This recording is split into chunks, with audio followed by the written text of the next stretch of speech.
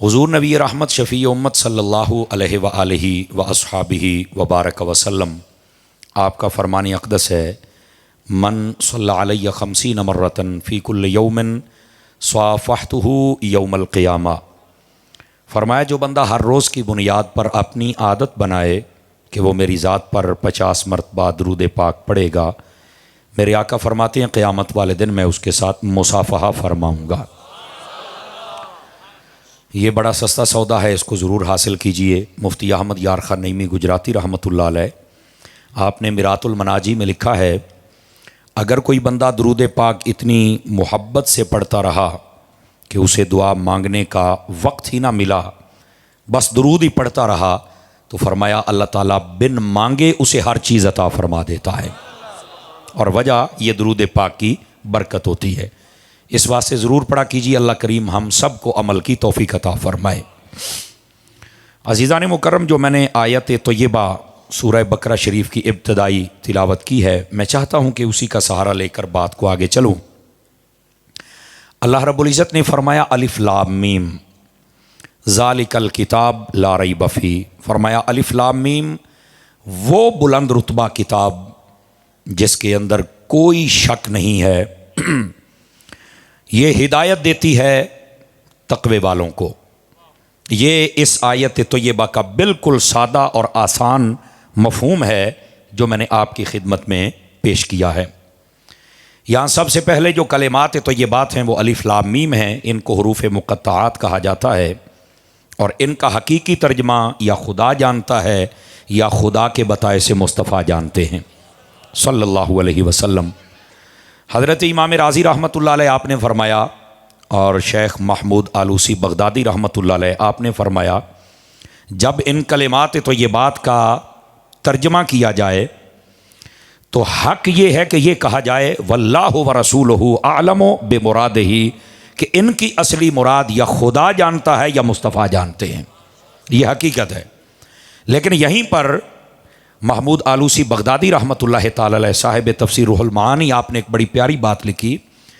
आप फरमाते हैं कि ये जो कलिमात होते हैं हकीकी माना और मुराद वो तो मालिक ही जानता है, लेकिन अल्लाह के वली जब इनको पढ़ते हैं और तिलावत करते हैं तो फरमाया जितनी उनकी उस दुनिया के अंदर यानी तसव्वुफ़ के अंदर परवाज़ होती है उसके मुताबिक कुछ न कुछ मुनकशिफ ज़रूर होता है कि इसके अंदर अल्लाह ने ये कुछ इरशाद फरमाया है। ये इन आयात तय्यबात का कुछ न कुछ फैज़ान वो औलिया के ज़रिए से उम्मत को ज़रूर मुयस्सर आता है। ये याद रख लीजिए। और यहाँ से आप अंदाज़ा लगाएं कि बाबे क्या शय होते हैं। समझ आ रही है कोई नहीं आ रही आप हज़रात को?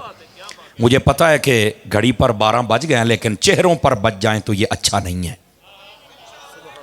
लेकिन आप वज्जे बैठे ने जनाबा, गोडे छड्डो सरकार। हलो ओ सूफी सीधा होके बह, हाँ तगड़े होके बहो, गोडे छोडे छड़ के चौकड़ियाँ मार के तसल्ली से बैठे हैं आप। मैं देख रहा हूँ ना, 2-4 आप बेदार मगज़ी का सबूत दे रहे हैं, बाकी भी जागें और बात सुने।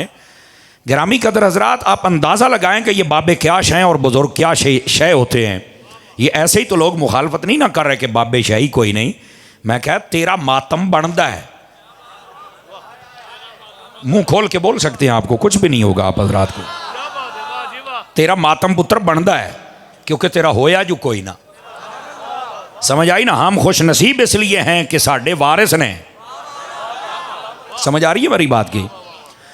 तो कहने का मकसद ये है कि ये जो आयात तो ये बात होती हैं इनको हुरूफ मुक़त्तआत कहते हैं। कुरान है और कुरान का कोई हर्फ बेमकसद और बेमाना नहीं हो सकता, याद रख लीजिए। इस पर मैं बात करूंगा, लेकिन पहले अगली बात समझिए। फरमाया वो बुलंद रुतबा किताब, हालांकि किताब तो हमारे पास है तो इशारा दूर का है। ये बलागत का उसूल है, किसी की अजमत को बयान करना हो, समझ आई, वो करीब भी हो तो कहा जाता है ये वो हजरत आ गए हैं, हालांकि वो हजरत है बैठे ने। ये सिर्फ उनकी अजमत बयान की जा रही है। इसी बलागत के कायदे के तहत ये कुरान मजीद अगरचे हमारे सामने हमारी गोद में होता है, लेकिन कहा जाता है कि ये वो किताब है, कायनात में इस जैसी दूसरी किताब ही कोई नहीं है, इसमें कोई शक नहीं है। और यहीं से एक सूफियाना बात भी सुनी है। फरमाते हैं कि ये किताब मेरे महबूब को अता की गई है, और इसमें अल्लाह ने फरमाया कोई शक नहीं है। आप पढ़े लिखे हजरात बैठे हैं, सूफिया कहते हैं अगर इस किताब में शक नहीं ना तो जिस ज़ात को मिली है उस मुस्तफ़ा में भी कोई ऐब नहीं है। इसमें रैब नहीं और उसमें ऐब नहीं। ठीक है, यह भी पाक है, मुनज़्ज़ा है, मुसफ़ा है, मुजल्ला है, और जो हबीब की ज़ात है उसका तर्जमा तो आला हजरत ने कर दिया, सबसे औला हो आला। समझ आ रही है मेरी बात की? तो अर्ज करने का मकसद ये है कि ये कुरान की फजीलत भी है, और अगर इशारत न समझें तो यहाँ पर साहिब कुरान की अजमत भी है। ठीक है, दूसरी बात। अब तीसरी बात सुनिए, फरमाया इसमें हिदायत है मुत्तकीन के लिए, परहेजगार जो अल्लाह का डर अपने दिल में रखने वाले होते हैं, खौफ खुदा वाले, उनके लिए इस कुरान मजीद बुरहान रशीद के अंदर हिदायत होती है। जो सरकश होते हैं उनके लिए हिदायत कोई नहीं होती। अब यहाँ पर मैं अगली बात अगर कह दूँ, थोड़ा सा और आसानी कर दूँ, कोई बदगुमानी का शिकार ना हो जाए। इन्नल्लज़ीना कफ़रू सवाउन अलैहिम अअन्ज़रतहुम अम लम तुन्ज़िरहुम ला युमिनून। आला हज़रत का तर्जमा कंज़ुल ईमान उठा के देखें। बाज़ों ने तर्जमा किया कि बेशक जो काफिर है ना उनको आप जितना मर्जी डराएं, फरमाया कि वो ईमान नहीं लेके आएंगे, जबकि इसका ये तर्जमा बनता ही नहीं है। आला हजरत ने तर्जमा ये किया, आप देखो लफ्ज़ों का चुनाव कैसा है। फरमाया जिनकी किस्मत में कुफ्र लिख दिया गया वो काफिर कभी नहीं इधर आएंगे, और जिनकी किस्मत में नहीं है उनको जब दावत दोगे कलमा पढ़ के मुस्तफ़ा के गुलाम बन जाएंगे। ये आला हजरत साहब रहमतुल्लाह अलैह आपने लिखा है इस बात को। अब यहाँ पर तफसीरी आला हजरत का जो तर्जमा है ना, तर्जमा वो कंज़ुल ईमान, उसको कहा है कंज़ खजाने को कहते हैं, ईमान का खजाना है। तर्जमा करते कई पटड़ियों से उतर जाते हैं, पर आला हजरत तर्जमा भी करते हैं, साथ में ईमान का खजाना भी अता फरमाते हैं। रूह कुरान, मकसूद कुरान और जो मतलब कुरान है उसके जो करीब तर माना होता है वो सय्यदी आला हजरत फरमाते हैं। ठीक है, तो कहने का मकसद ये, यहां पर जो फरमाया गया कि मुत्तकी लोगों के लिए हिदायत है, जो सरकश यानी अजल से सरकश लिख दिए गए, जिनकी किस्मत में सरकशी और कुफ्र है, फरमाया वो इससे कभी हिदायत नहीं हासिल कर सकते, और जो अजल से सरकश नहीं है वो हिदायत हासिल कर जाते हैं। लेकिन ये दो तीन बातें हैं जो ज़रूरी मैंने आपको समझानी है कुरान के हवाले से। अब पहली बात, तवज्जो है तो सुनाऊं, फ्रंट सीटों वाले ज़रा मेरी तरफ देखेंगे। चूँकि फितनों का दौर है ना, ये जो दौर चल रहा है ना, ये शक का दौर, शक पैदा किया जा रहा है। हमारा पूरा दीन यकीन पर कायम है। मेरे जुमले का अगर आप वजन महसूस करें तो बोलें, वरना हरज नहीं है। ये पूरा जो दौर चल रहा है ये शक पर है, और हमारा जो दीन पर है ये शक पर नहीं बल्कि किस पर है? आप इधर देखें मेरी तरफ। हमने अल्लाह को देखा नहीं, पर यकीन है कि वो एक है, वहदहू ला शरीक है, अज़ली है, अब्दी है, हमेशा से है, हमेशा रहेगा। ऐसे ही है ना, यकीन है ना, हालांकि देखा तो नहीं पर यकीन है। हमने जन्नत नहीं देखी पर यकीन है कि है। पुछ लो नालन जो सलाह बने तभी गल को गल होवे, फिर आगे दसना तो। कबर हमने अंदर चल के नहीं देखा क्या हो रहा है, लेकिन हमें यकीन है, जाना है, साइयां उठाना है, सवाल होने ने, हश्र नश्र सब कुछ होगा। ये पुल सिरात ये सब कुछ है, फरिश्ते आसमान साथ, ये सिदरा ये सब कुछ है। देखा नहीं, मानते हैं। क्यों? मैंने कहा इसलिए हमने सुना उससे है जिसकी कोई बात कभी झूठी हुई ही नहीं। तवज्जो है कि कोई नहीं है? और ये इसी आयात तय्यबात जो मैं तिलावत कर रहा हूं इसके आखिरी हिस्से पर चले जाएं आप, तो वहां पर फरमाया वबिल आखिरति हुम यूक़िनून। सारे मसले बयान करके फरमाया वो लोग जो इन सारी बातों पर बिलखुसूस आखिरत पर यकीन रखते हैं। हमारा सारा दीन यकीन पर कायम है, लेकिन आज शक पैदा किया जा रहा है। इनकी मजबूरी है शक पैदा करना। ये चाहते हैं कि दीन को ज़रा अपने मतलब के लिए इस्तेमाल किया जाए। इन्होंने तो दीन लुंडा कर दिता है। जेडे आजकल दे यतीमुल इल्म यजीदुल फ़िक्र खबीसुन नस्ल वल असल वल अक्ल, हाँ हाँ, ये गामदी जैसे, ये मिर्जा जेल भी जैसे जिंदा बंदा बोल सकता है। थोड़ी चुप भी सानू मार गई जे मैं तुहानू दसदा पिया। असी हलाल हो जाने तकरीर कर करके, लेकिन तुसी बोल के राजी कोई नहीं। आ मुहर्रम आउंदे पे ने, लोग झूठ बोलने थले मर नहीं आए होंदे ने। साडी कौम दा पता नहीं की हाल है, चुप करके बैठे रहंदे ने। मेरी समझ तो गल बाहर है, पता नहीं ये तुहाडे ताले कदों खुलने ने। खैर, हम हक अदा करेंगे, लेकिन आपको जगाना हमारी जिम्मेदारी है, ये बताना हमारी जिम्मेदारी है। फिर नहीं कहना तुहानू किसे दसिया नहीं सी। मैं कह रहा हूं ये शक पैदा करे, दीन को लुंडा कर दिया। कोई कहता तराबियां शाही कोई नहीं, ये तो कोई नमाज ही कोई नहीं। और फिर 2-3 जाहिल पीर भी असी वेखे उल्लू, वो भी कहते हैं तो सिरे तो नमाज ही कोई नहीं। मैं कह जी मैं तू सिरे तो बंदा ही नहीं। अब दूसरी बात ये भी सुनिएगा, कईयों ने कह दिया आ जड़े पहले आ सुनता ते नफल ने ये तो फालतू ने, जैसे ये मिर्जा फालतू कहता है, बल्कि मिर्जा पालतू कहता है। चलो खैर, बहरहाल स्टेज वाले परहेज कर रहे हैं, आप ना करें। जैसे मिर्जा पालतू कहता है, कहता है शाही कोई नहीं।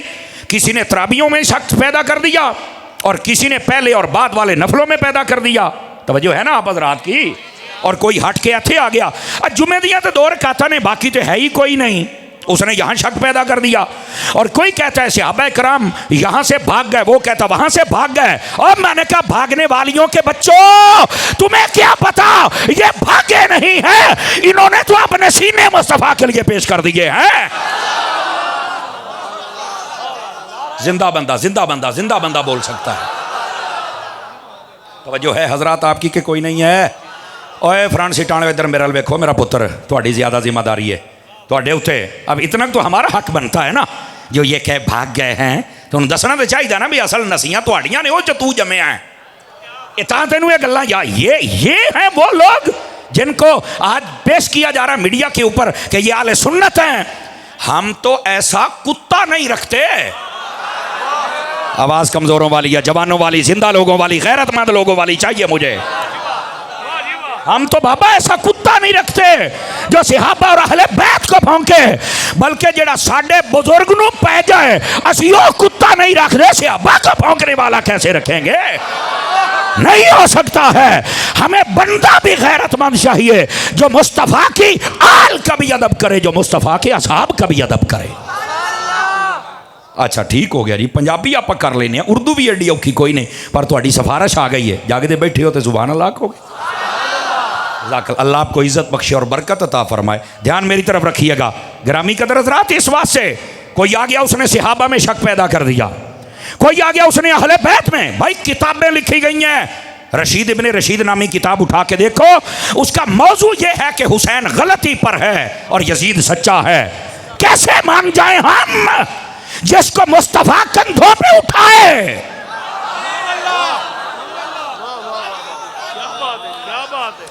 मैं कैसे उस हुसैन को गलत कह सकता हूं, मुझे बताओ ना यार, समझ आ रही है?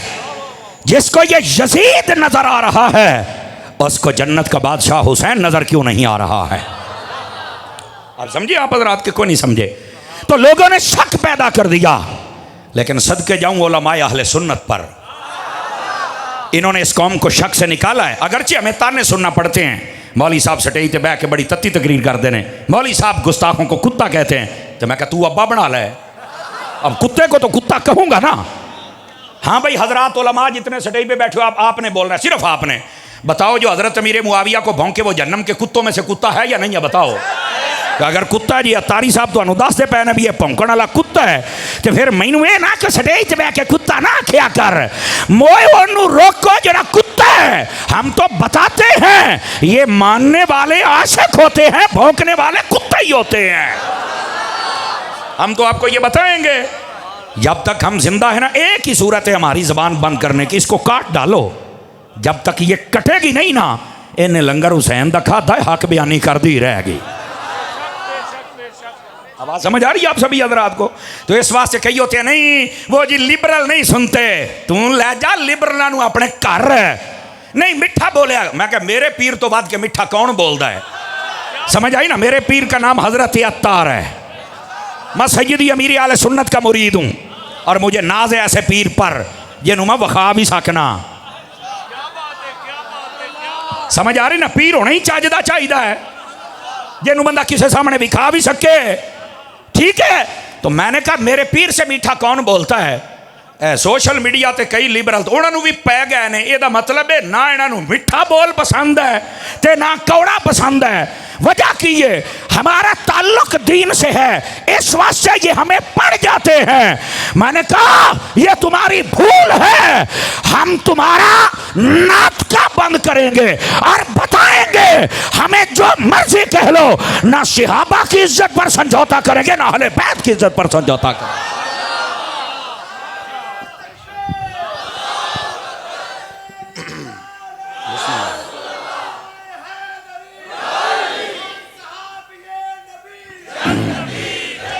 भाई तवज्जो है हजरात आपकी? जिस जिसकी है मुंह बंद करके ना बैठे। हर खतीब का एक अपना मिजाज होता है, कोई कहता है कोई नहीं कहता। जड़े चुप करके बेटा मैं तुम्हें एक हदीस सुना देना। हज वाला चैप्टर मिशकात शरीफ आप खोल के देख लें। नबी पाक ने जब एहराम बांधा ना तो सहाबा कराम ने जब लब्बैक अल्लाहुम्मा लब्बैक कहा 3 मरतबा कह के तो अपनी आवाज़ को आहिस्ता कर दिया। अल्लाह ने जिब्राइल को भेजा। जड़े चुप बैठे हो ना तो 5 किलो का सिर ही लाई जाते। जरा गौर दे नाल सुने आडे ये किते किते बोलना भी अजमत होंदा है। सुनो जरा, अल्लाह ने जिब्राइल को भेजा, फरमाया मेरे हबीब को चल के फरमाइए अपने गुलामां नूं आखो आज उच्चा बोलन। काली पगड़ी आलिया हौसला कर, हौसला तगड़ा होके बह। अब ये बात सुनिए ना और यकीन करें मुझे दुख होता है जब कोई नात खान कारी हाफिज आलिम चुप करके बैठता। कसम खुदा दी मैं दुख होता है। तुसी आखोगे क्यों? मैं क्या इसको ज़्यादा बोलना चाहिए था। क्यों? हमारी एक एक सांस हुजूर की मकरूज है। साडा चुप रहना बनता ही नहीं। समझ आई ना? आजकल कई आ गए, उनका एक अपना मिजाज है, लेकिन हम किसी के मिजाज पर कोई बात नहीं करते। हम कौम को जगा रहे हैं, ये कौम सो चुकी है। इस कौम को जगाना हमारी जिम्मेदारी है और इसीलिए आपको जगा रहा हूं कि जगो। बात जब भी आए आपको अपनी हक बात सुन के जागना होगा। तो फरमाया कि अपने गुलामों से कहिए ऊंचा बोलिए, ऊंचा बोल के जरा तकबीर कहिए, तलबिया पढ़िए। अब कहते हैं कि इन्ना उच्ची सुभान अल्लाह कहते हो, ये कोई ज़रूरी तो नहीं है। मट्ठा बोलो तो अल्लाह तो तां भी सुन लेंदा है। तो मैं क्या अल्लाह उत्थे मट्ठा नहीं सी सुनदा? अल्लाह ने क्यों आख्या उच्ची बोलो? नहीं, वहाँ तो अजमत की बात है। तो मैं क्या इन्ने गुलाम उच्ची बोलन तो फिर भी रब दी अजमत की बात है ना। और ये कुरान और हदीस की बात हो रही है, सहाबा और अहले बैत की बात हो रही है। इस पर भी हमें जागना होगा भाई। और इधर देखिए मेरी तरफ। हमारे यहाँ जो चुप शाह बैठते हैं ना, इधर देखो मैं आपको एक और बात बता दूं। वअज़्ज़िन फिन्नास बिल हज, इस आयत की तफसीर उठा के देख लीजिए। इस आयत की तफसीर में ये लिखा हुआ है, हज़रत इब्राहीम अलैहिस्सलाम ने जब जबल अबू कुबैस पर खड़े होकर आवाज़ लगाई ना कि ये बैतुल्लाह अल्लाह का घर है, लोगों आओ तवाफ़ करो और इस घर में आके हज करो। तो इब्राहीम अलैहिस्सलाम ने कहा बारी ताला आवाज़ तो मैंने लगा दी, यहाँ करीब तो कोई शहर मोहल्ला नहीं है, लोग नहीं है, तो आवाज़ कैसे पहुँचेगी? फरमाया आवाज़ लगाना तेरा काम है।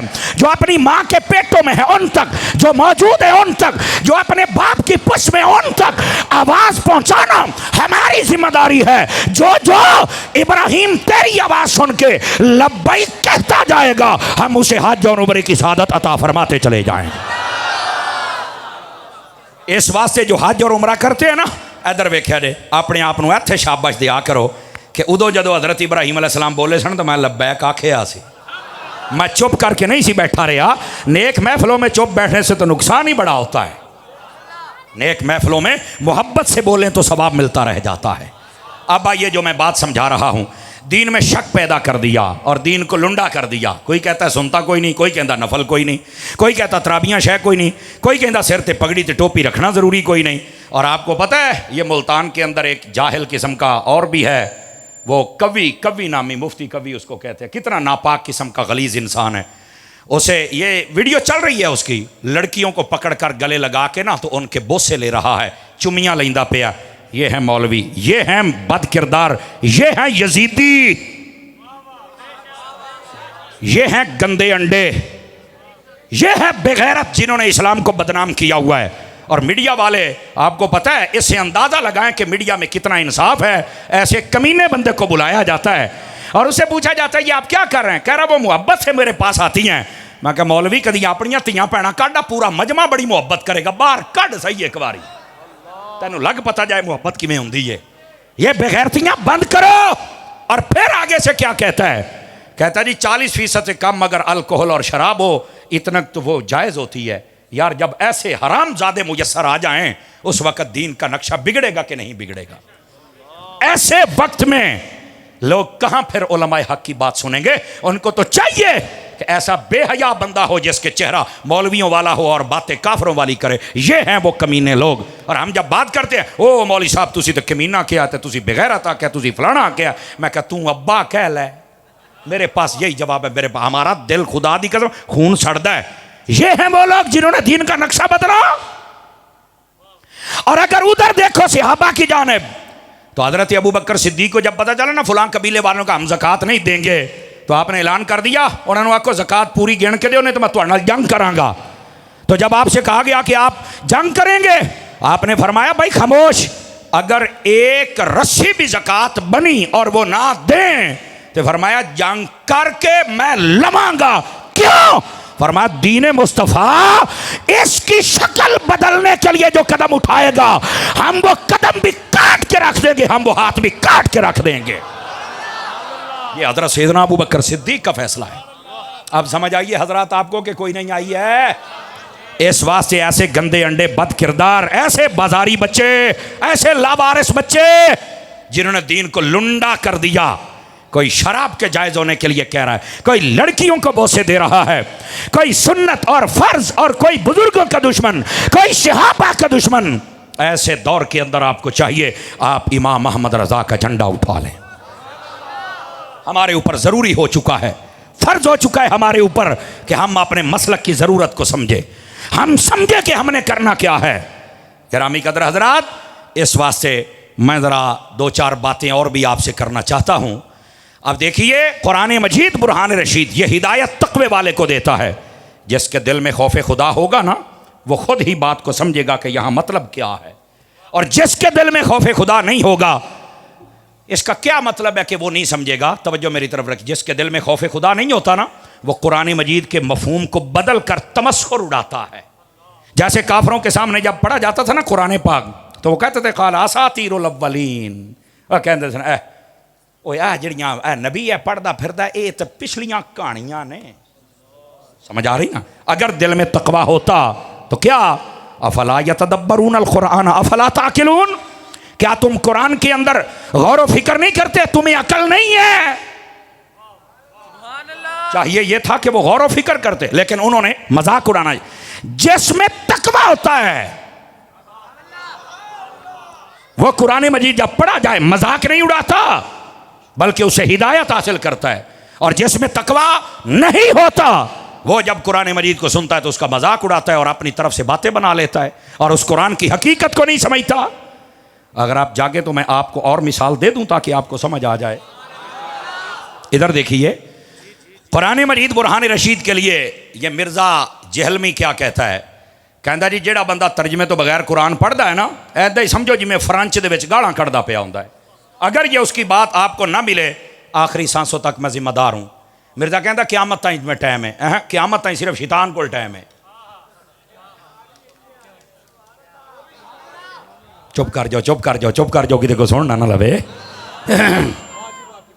हजरात उलमा बैठे ने, हाँ करनी सुनी हुई है ना जी, बिल्कुल वो मौजूद है।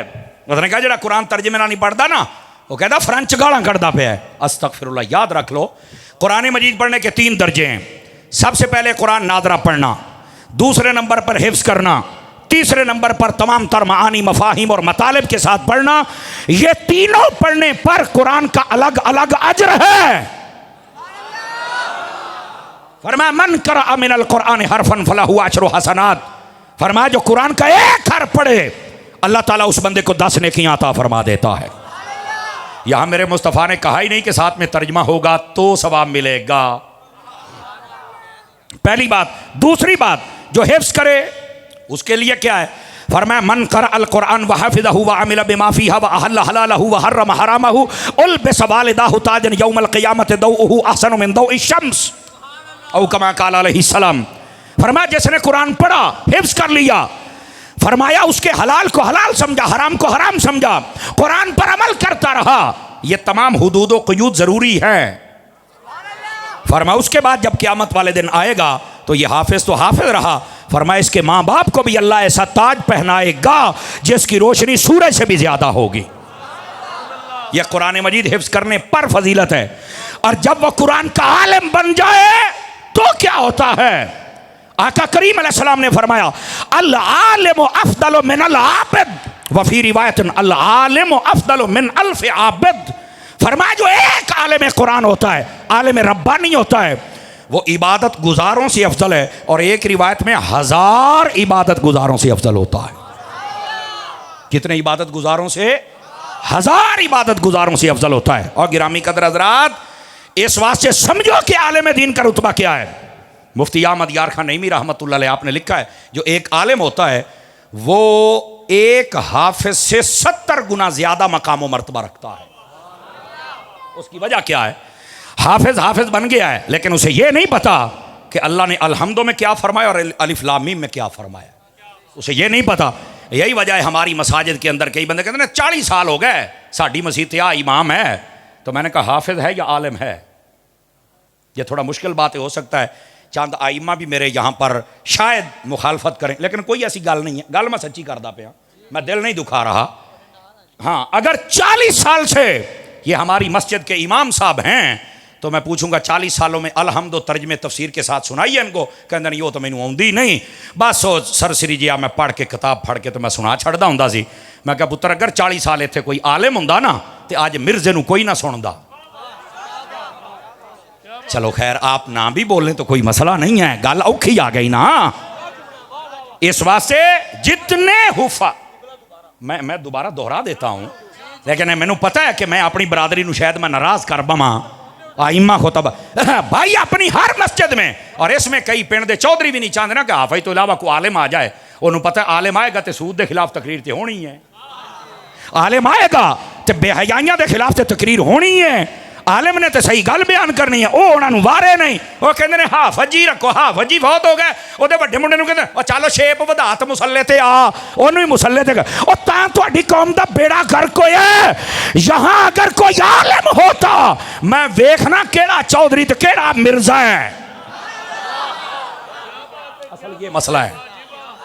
इस वास्ते मैं कहूंगा जो हुफाज होके 20-20, 30-30 साल से इमामत कर रहे हैं और उन्हें कुरान के मफाहिम, मतालिब, मानी और अहादीस और नहीं पता, नहीं पढ़े, खुदा के लिए आप वहाँ क्लास पढ़ा लें और वहाँ आलिम को लेकर आएँ। कौम के लिए ज़रूरी है कि अब इनको कुरान और हदीस सुनाया जाए। थोड़ा जिहा औखी गल है, पैगाम मैं दे दिता, मैनू पता है ये मैनू बड़ा महंगा पैना है, लेकिन चासी होंदी है जड़ी गल सीधी होवे तो बंदा मुँह ते करे। अब समझ आ रही है आप हज़रात को? तो मैं ये नहीं कहता कि जितने हुफाज हैं सवेरे मसीतों कढ़ छड़े आ जाए, एडे तुसी चंगे भी कोई नहीं, तुसा नहीं कढ़न लगे, और तुसा चाहते हो तो हाफिज होना आलम होनी कोई ना। हाँ हाँ, लेकिन मैं ये ज़रूर उनसे ज़रूर कहूँगा कि आप खुद क्लास हिफ़्ज़ की वहाँ लगा लें, उनका वहाँ निज़ाम चलता रहे, लेकिन वहाँ एक तकड़ा आलिम लेके आएँ। और अब तो आलिम रब्बानी ढूंढना मुश्किल नहीं है, दावत इस्लामी जो है, समझ आ रही है? आप मेहरबानी करें, बड़ी गल यार है, नहीं तत्ती गल ते भी पैसे आउंदे पे ने, है वैसे करामत ही मेरी, बोलो ना यार। अच्छा माशाल्लाह, जमात आले सुन्नत खुडियाँ के सदर हैं माशाल्लाह। इसका मतलब है पैगाम मैं बिल्कुल सही दे रहा हूँ, मुझे पता है। मेरे अजीज़, मेरे भाई, दुआ करें अल्लाह मेरी ज़ुबान पर कलिमतुल हक़ को जारी फरमाए। अगर आप थक चुके हैं तो फिर भी मैंने बस कोई नहीं करना, और अगर आप जाग रहे हैं तो मैं आपको अगली बात समझा देता हूँ। तो कुरान मजीद पढ़ने के ये 3 दर्जे हैं। सबसे पहले नादरा, दूसरे नंबर पर हिफज, और तीसरे नंबर के ऊपर आलिम बनना। और इधर देखें भाई, आपको एक मसला समझाऊं। जब नादरा पढ़ने की बात आई ना, तो नबी पाक ने यह नहीं फरमाया कि तर्जमे के साथ पढ़ना चाहिए। या मैं एक बात बता दूं, मिर्जा तू के तुहानू पता अखलों पैदल है ते चबड़ है, ओदा को चमचा कड़छा छौड़ा बैठा, तू भी कान फड़, बल्कि कान खड़े कर, तेनू भी समझ आवे। वो पता क्या कहते, देखा मौलवी साहब तर्जमे से रोक रहे हैं। इधर देखो, कुरान मजीद बुरहान रशीद में आयात है 4 किस्म की। कितने किस्म की हैं? गौर दे नाल सुने आज, 4 किस्म की। सबसे पहले ये आयात जिनको हुरूफ मुक़त्ताआत कहते हैं, इन्हां दा कोई तर्जमा करके विखाए, जैसे अलिफ लाम मीम, हा मीम, यासीन, त्वाहा, काफ हा या आइन साद, अलिफ लाम मीम रा।